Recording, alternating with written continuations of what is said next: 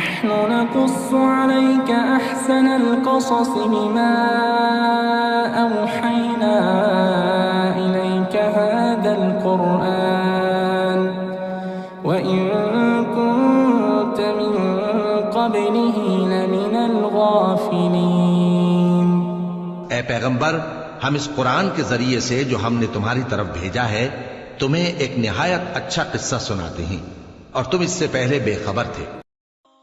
بسم اللہ الرحمن الرحیم وصلی اللہ علی النبی الکریم۔ الٹ پلٹ ہو جانے والا شہر، یہ حضرت لوط علیہ السلام کا شہر صدوم ہے جو ملک شام میں صوبہ حمص کا ایک مشہور شہر ہے۔ حضرت لوط علیہ السلام بن ہاران بن طارخ یہ حضرت ابراہیم علیہ السلام کے بھتیجے ہیں۔ یہ لوگ عراق میں شہر بابل کے باشندے تھے۔ پھر حضرت ابراہیم علیہ السلام وہاں سے ہجرت کر کے فلسطین تشریف لے گئے اور حضرت لوط علیہ السلام ملک شام کے ایک شہر اردن میں مقیم ہو گئے، اور اللہ تعالیٰ نے آپ کو نبوت عطا فرما کر صدوم والوں کی ہدایت کے لیے بھیج دیے۔ شہر صدوم کی بستیاں بہت آباد اور نہایت سرسبز و شاداب تھی۔ وہاں طرح طرح کے اناج اور قسم قسم کے پھل اور میوے بکثرت پیدا ہوتے تھے۔ شہر کی خوشحالی کی وجہ سے اکثر جا بجا کے لوگ مہمان بن کر ان آبادیوں میں آیا کرتے تھے، اور شہر کے لوگوں کو ان مہمانوں کی مہمان نوازی کا بار اٹھانا پڑتا۔ اس لیے اس شہر کے لوگ مہمانوں کی آمد سے بہت ہی کبیدہ خاطر اور تنگ ہو چکے تھے، مگر مہمانوں کو روکنے اور بگانے کی کوئی صورت نظر نہیں آ رہی۔ اس ماحول میں ابلیس لعین نے ایک بوڑھے کی صورت میں نمودار ہوا اور ان لوگوں سے کہنے لگا، اگر تم لوگ مہمانوں کی آمد سے نجات چاہتے ہو تو اس کی تدبیر یہ ہے کہ جب بھی کوئی مہمان تمہارے بستی میں آئے تو تم لوگ زبردستی اس کے ساتھ بدفعلی کرو۔ نعوذ باللہ من ذالک۔ چنانچہ سب سے پہلے ابلیس خود ایک خوبصورت لڑکے کی شکل میں مہمان بن کر اس بستی میں داخل ہوا اور ان لوگوں سے خوب بدفعلی کرائی۔ اس طرح یہ فعل بد ان لوگوں نے شیطان سے سیکھا۔ پھر رفتہ رفتہ اس برے کام کے یہ لوگ اس قدر عادی بن گئے کہ عورتوں کو چھوڑ کر مردوں سے اپنی شہوت پوری کرنے لگے۔ چنانچہ حضرت لوط علیہ السلام نے ان لوگوں کو اس فعل بد سے منع کرتے ہوئے اس طرح واز فرمایا، اتأتون الفاحشة ما سبقكم بها من احد من العالمین انکم لتأتون الرجال شہوة من دون النساء بل انتم قوم مسرفون۔ اپنی قوم سے کہا، کیا وہ بے حیائی کرتے ہو جو تم سے پہلے جہاں میں کسی نے نہ کی تھی؟ تم تو مردوں کے پاس شہوت سے جاتے ہو عورتیں چھوڑ کر، بلکہ تم لوگ حد سے گزر گئے۔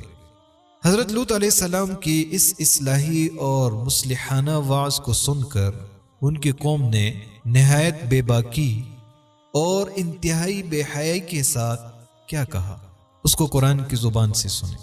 وَمَا كَانَ جَوَابَ قَوْمِهِ إِلَّا أَن قَالُوا أَخْرِجُوهُم مِّن قَرْيَتِكُمْ إِنَّهُمْ أُنَاسٌ يَتَطَهَّرُونَ۔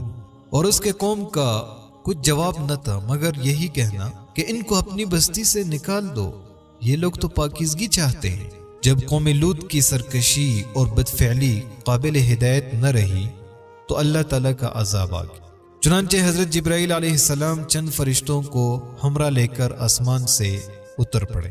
پھر یہ فرشتے مہمان بن کر حضرت لوط علیہ السلام کے پاس پہنچے، اور یہ سب فرشتے بہت ہی حسین اور خوبصورت لڑکوں کی شکل میں تھے۔ ان مہمانوں کے حسن و جمال کو دیکھ کر اور قوم کی بدکاری کا خیال کر کے حضرت لوط علیہ السلام بہت فکر مند ہوئے۔ تھوڑی دیر بعد قوم کے بدفعلوں نے حضرت لوط علیہ السلام کے گھر کا محاصرہ کر لیا اور ان مہمانوں کے ساتھ بدفعلی کے ارادے سے دیوار پر چڑھنے لگے۔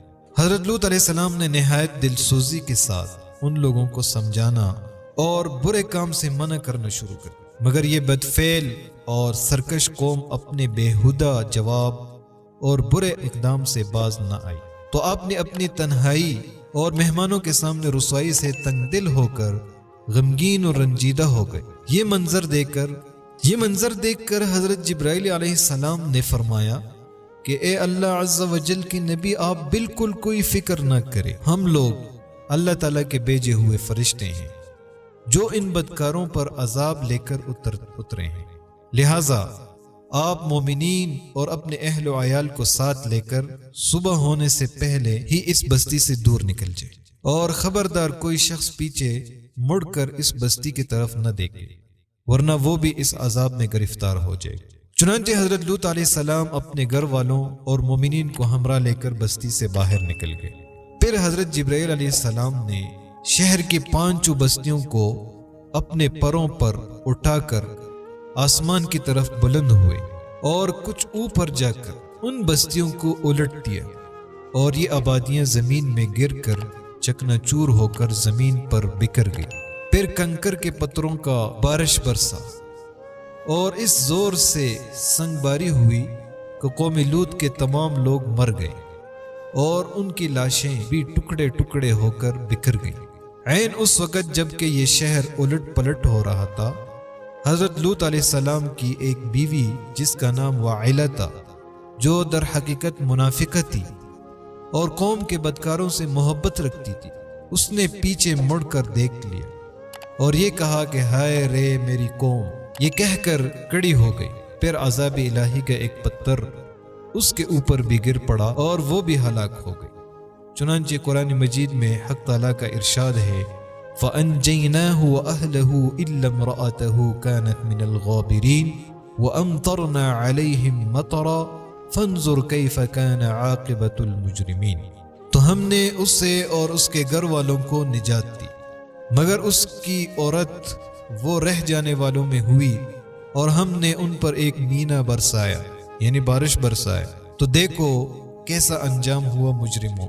جو پتھر اس قوم پر برسائے گئے وہ کنکروں کے ٹکڑے تھے، اور ہر پتھر پر اس شخص کا نام لکھا ہوا تھا جو اس پتھر سے ہلاک ہوا۔ درس ہدایت۔ اس واقعے سے معلوم ہوا کہ لواطت کس قدر شدید اور ہولناک گناہ کبیرہ ہے کہ اس جرم میں قوم لوط کی بستیاں الٹ پلٹ کر دی گئی اور مجرمین پتھراؤ کے عذاب سے مر کر دنیا سے نیست و نابود ہو گئے۔